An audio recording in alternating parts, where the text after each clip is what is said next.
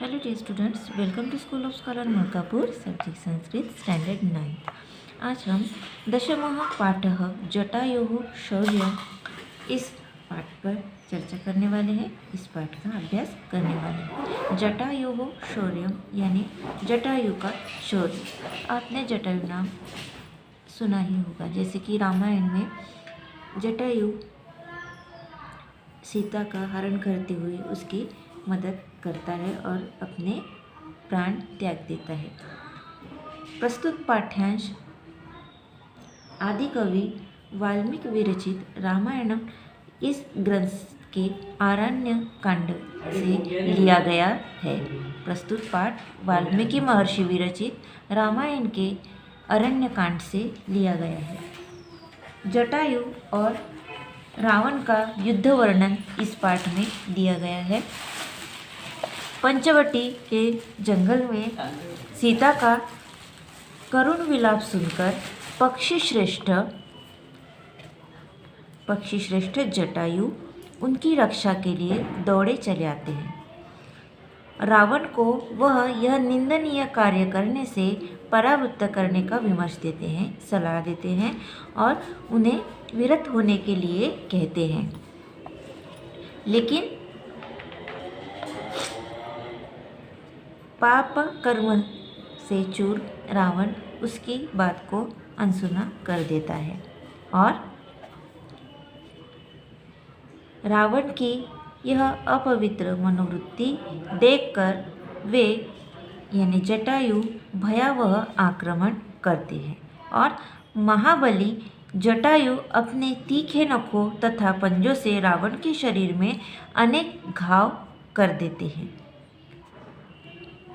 धनुष्य फिर इस आक्रमण में रावण का धनुष्य टूट जाता है, अश्व मारे जाते हैं और ऐसे इस तरह से विरत होकर रावण पृथ्वी पर पड़ जाता है, गिर पड़ता है और कुछ ही क्षणों के बाद क्रोध से युक्त रावण जटायु पर प्राणघातक प्रहार करता है और परंतु पक्षी श्रेष्ठ जटायु अपने बचाव कर चंचू प्रहार करते, चंचू यानी चोट से प्रहार करते हैं। उसके बाएं भाग की दशों भुजाओं को क्षत विक्षत कर देते हैं। दशों भुजाओं को यानी जो उसके बड़े बड़े पंख थे, इसके पंख यानी 10 भुजा यानी 10 हाथों का वर्णन किया गया है। तो भुजा यानी हाथ क्षत विक्षत कर देते हैं यानी उसे हानि पहुंचाते हैं। तो आगे हम देखते हैं।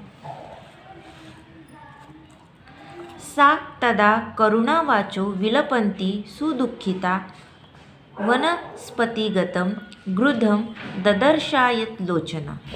ठीक है, अब इसके आपको शब्दार्थ नोट डाउन करने हैं और अन्वय भी नोट डाउन करना है। तो पहले शब्दार्थ देखेंगे। सा यानी वह, तदा यानी तब, विलपंती वाचो यानी बातें कहकर, बात कहना, विलपंती यानी विलाप करना, रोती हुई, सुदुःखिता यानी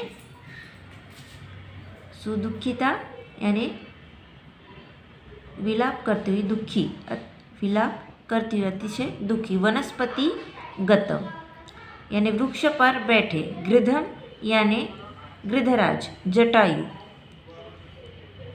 ददर्श देखा, आयत लोचना यानी विशाल नेत्रों वाली। ठीक है, तो अब हम इसका अन्वय देखेंगे। तदा सा सुदुःखिता करुणा वाचो विलपन्ती। तदा सा सदुःखिता करुणा वाचो विलपन्ती। आयत लोचना वनस्पतिगतं गृधम ददर्श। यहाँ संधि दी गई है, ददर्श आयत लोचना, ददर्श आयत लोचना, इस तरह से। ठीक है, तो अब देखेंगे इसका अन्वय, जैसे कि अनुवाद, जैसे कि मैंने अनुवाद बताया था, अन्वय बताया था आपको। तदा सा तदा यानी तब, सा यानी वह, यानी तब वह सुदुखिता अत्यंत दुखी, अत्यंत दुखी, करुणा वाचो करुणाजनक बातें कहकर, विलपंती विलाप करती हुई, तब वह अत्यंत दुखी करुणाजनक बातें कहकर विलाप करती हुई आयत लोचना विशाल नेत्रों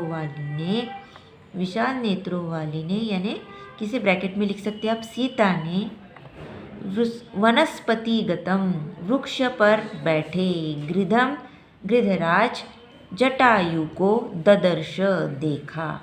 ठीक है, इस तरह से इसका अनुवाद होगा। फिर से एक बार बताती हूँ।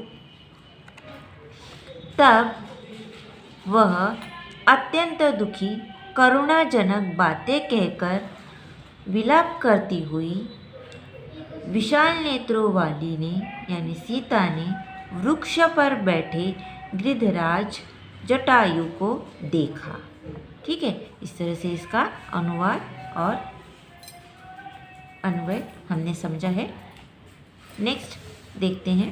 जटायु पश्चिमार्य ह्रियमाणा मनात्वत अनेन राक्षसेन्द्रेण करुणम पापकर्मणा। अब देखते हैं इसके शब्दार्थ। ह्रियमाणा अपहरण की जाती हुई, अनाथवत अनाथ के समान, पापकर्मणा पापाचारी, करुणम निर्दयता पूर्वक, राक्षसेन्द्रेण राक्षसराज के द्वारा। अब इसका अन्वय देखते हैं। ठीक है, आर्य माम आर्य, देखिए माम आर्य संधि है यहाँ पे, आर्य जटायु अनेन पापकर्मणा राक्षसेन्द्रेण करुणम अनाथवत ह्रियमाणा माम पश्य। देखिए इसका अन्वय फिर से देखिए। आर्य जटायु अनेन पापकर्मणा राक्षसेन्द्रेण अकरुणम ह्रियमाणा माम पश्य। ठीक है, तो अब इसका अनुवाद देखते हैं। आर्य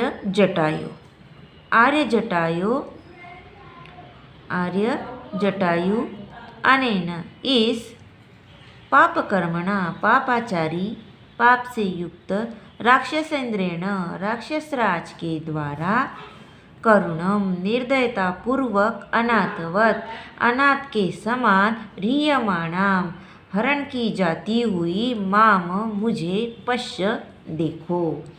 देखिए आर्य जटायु इस पापाचारी राक्षसराज के द्वारा निर्दयता पूर्वक, अनाथ के समान हरण की जाती हुई मुझे देखो। इस तरह से आज हमने सुभाषित 1 और 2 का शब्दार्थ, अनुवाद और अन्वय सहित चर्चा की है। आपको इसके शब्दार्थ नोट डाउन करने हैं, अनुवाद अन्वय सहित नोटबुक में नोट डाउन करने हैं। आज के लिए इतना ही, धन्यवाद।